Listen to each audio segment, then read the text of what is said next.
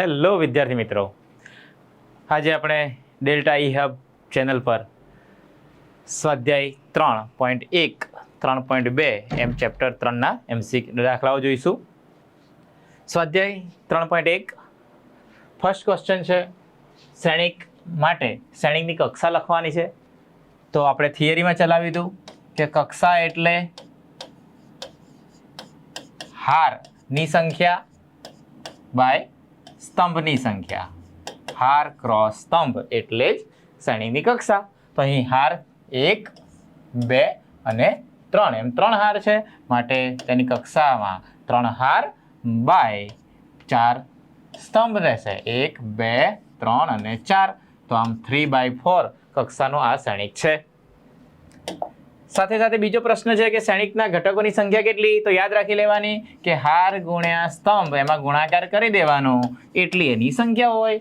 અને કક્ષા આપણે અહીં મળી 3 ક્રોસ 4. તો આ બંનેનો ગુણાકાર કરો એટલા શ્રેણિકની અંદર ઘટકો હોય, તો ગણવા બેસીશું નહીં. બરાબર છે.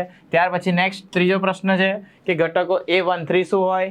તો આપણે જાણીએ છીએ મિત્રો 13 ઘટક એટલે કે પહેલી હાર અને ત્રીજા સ્તંભનો ઘટક. તો પહેલી હાર અને ત્રીજા સ્તંભનો ઘટક ફક્ત 19 છે.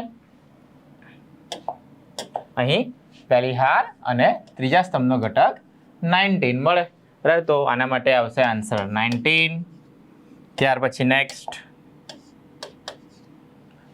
બીજી હાર પહેલા સ્તંભનો ઘટક. તો બીજી હાર અને પહેલા સ્તંભમાં ઘટક છે 35. તો 2 1 માટે 35. તેવી રીતે ત્રીજી હાર ત્રીજા સ્તંભનો ઘટક. તો ત્રીજી હાર ને ત્રીજો સ્તંભ જે આપણને મળે છે -5. અને તેવી રીતે 2 4. તો બીજી હાર અને ચોથો સ્તંભ. બીજી હાર અને ચોથો સ્તંભ એટલે કે 12.